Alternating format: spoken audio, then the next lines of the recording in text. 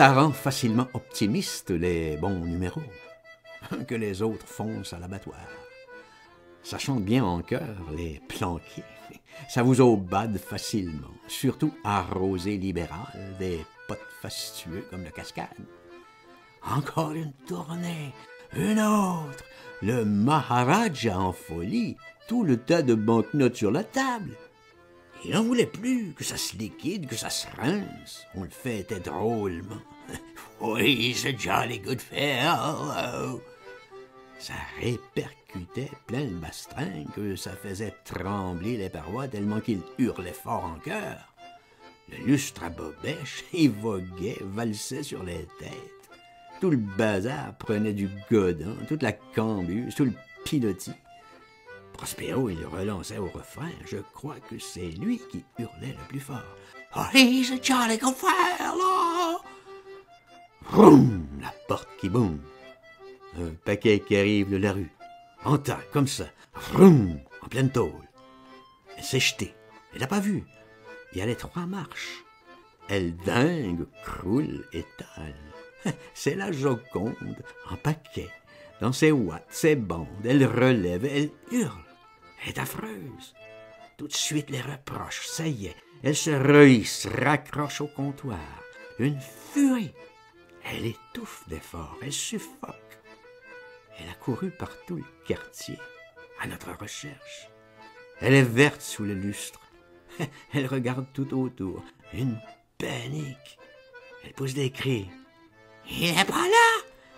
Où est tout, Loulou? Où est tout, trésor et couchon? » « V'là Mamour, v'là emmerdeuse. » Tout de suite, le Cascade lui répond.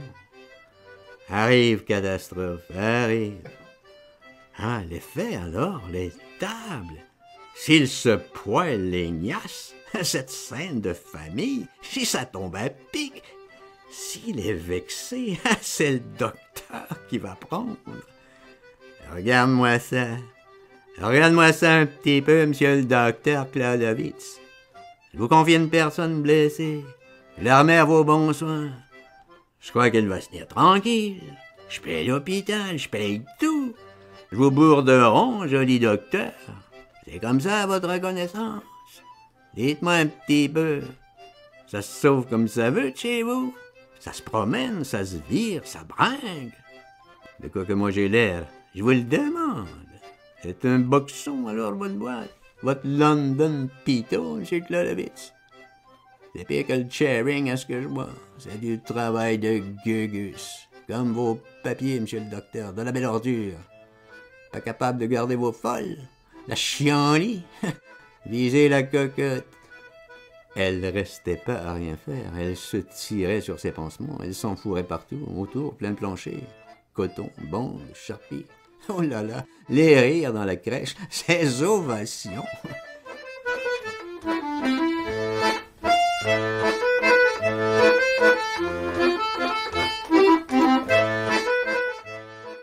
Claudovitz, il savait plus quoi, il tournait autour du trumeau.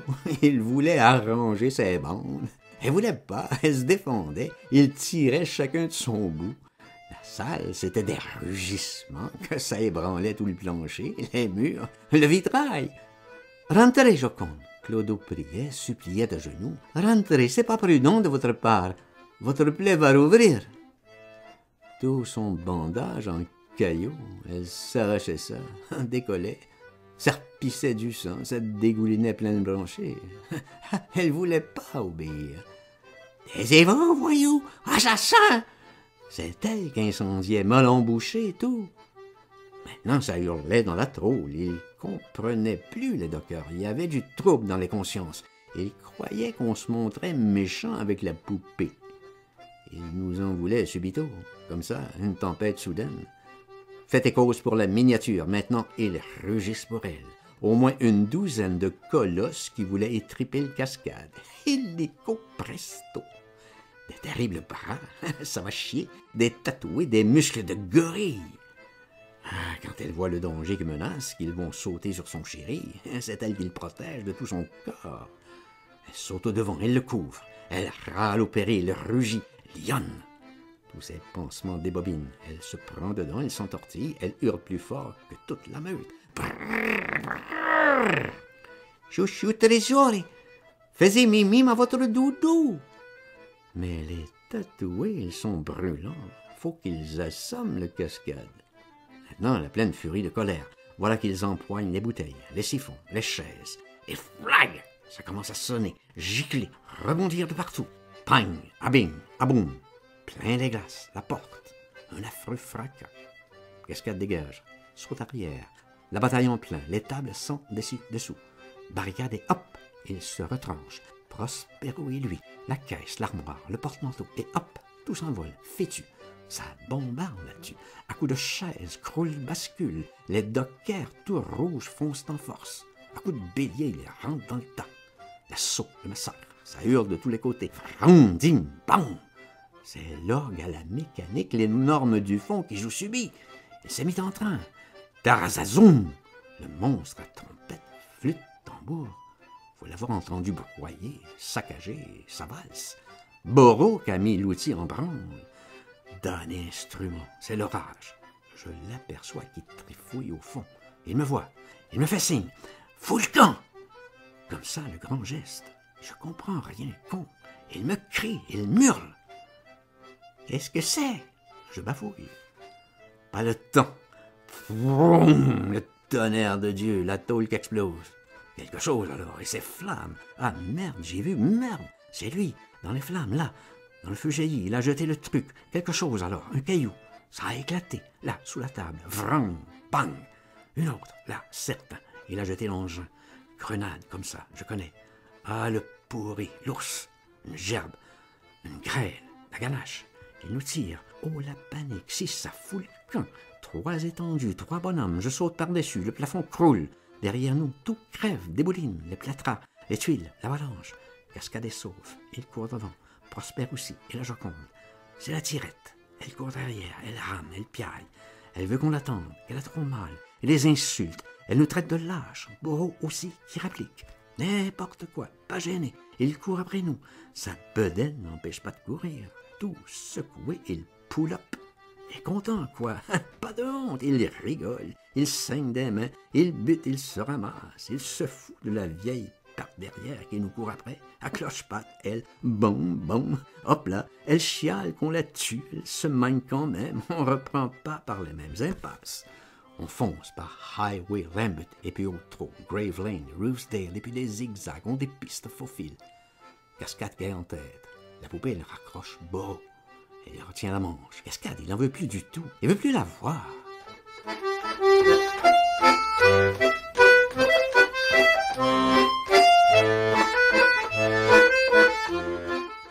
À chaque coup de trottoir, elle beugle.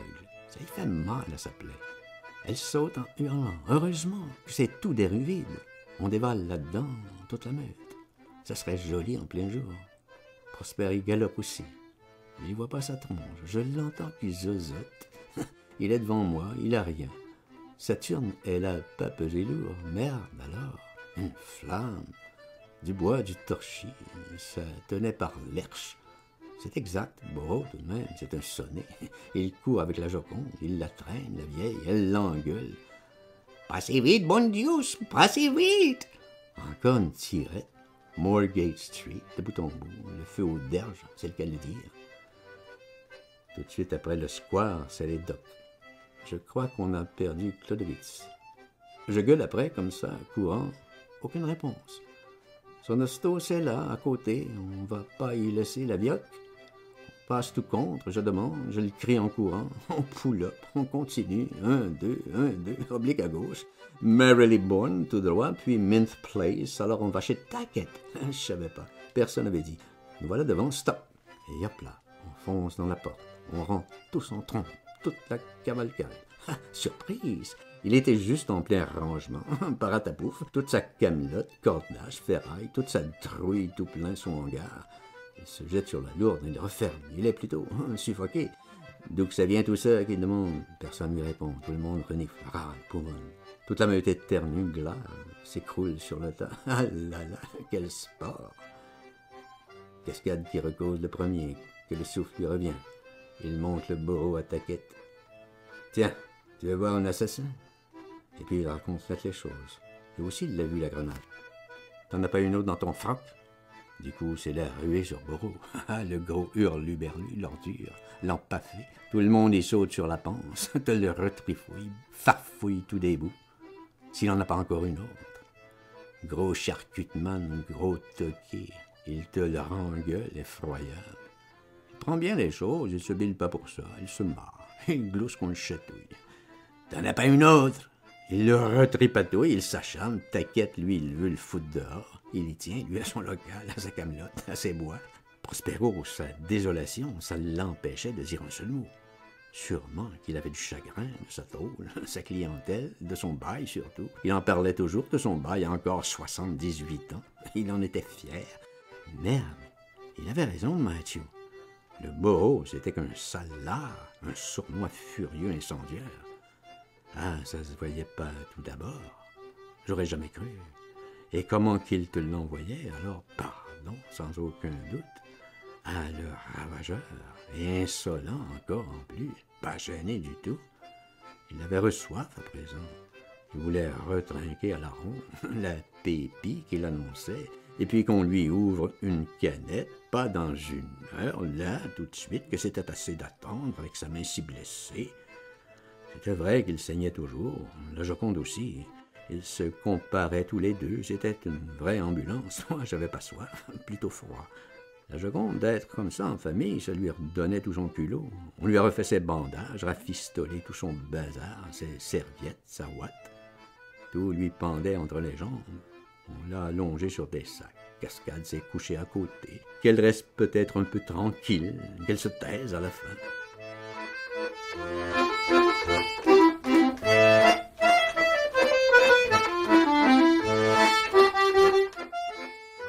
Voilà le Clodovitz qui raflique, il frappe, il cogne à la gourde, il appuie son nom. Comment qu'il nous a retrouvés? La chassieuse cocotte, il arrive, il cligne, il raconte des trucs, il sait plus, il croit que ça n'a pas explosé, il déconne, il ne se rappelle plus rien.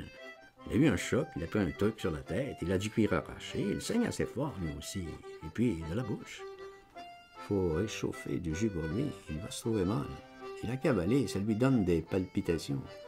On profite, nous, qu'on le ranime pour ça faire aussi un grog, 2 saladiers. T'inquiète, il n'a pas fini. Ses invités sont goulus. On se tasse tous ensemble, on se roule dans les sacs, les piles. Il n'y a pas de lit dans la maison, c'est des hangars, voilà tout. Bon, maintenant, il se trouve mieux, il décide qu'il va partir. Il annonce. Je pars, je pars. Il doit être sur les 2 heures. Au camp, on t'a assez vu. C'est la vie de tout le monde. Prospero, il n'a pas moufté. Il est assis sur les sacs. Il s'est même pas allongé, la tête dans les mains, comme ça. Quelqu'un aussi, toi, tu m'entends? Cascade qui est allé le secouer, il voulait pas qu'il reste là. Pourtant, il n'avait rien dit, pas moufté du tout. Pas un mot. Allez hop, en l'air. Brutal. Je crois qu'ils s'en doutaient que dans la nuit, ils allaient s'en foutre un vieux coup, Prosper et Boho, régler la grenade, qu'ils attendaient seulement qu'on dorme. Allez vous assassiner! Comme ça qu'il les fout dehors. Il n'y avait pas de réplique. Taquette était avec lui. Ça alors, une brute, le Taquette, il se servait d'un piquet de mine pour ses différends, son arme favorite. Et il envoyait ça dans les jambes. Voilà donc vider le Prosper et le Boho avec. À nous, le hangar, à présent, on allait pouvoir dormir. Il avait de quoi coucher, le Boho. Je m'en faisais pas pour lui, j'étais pas en peine. Il irait chez son pote l'affreux. Il y allait toujours. C'est en face de l'autre côté, après Cubit Docks. Mais il gueulait maintenant de la rue. « Enculé !» qu'il nous appelait. Ça résonnait fort dans la nuit. « Ordure! Ordure !» L'autre aussi, quand il l'a eu rejoint, il s'y est mis à nous agonir. « Enculé! Enculé !» Il nous engueulait tous les deux. On les a entendus très loin. On a entendu leurs pas longtemps, jusqu'au bout. On s'est endormi.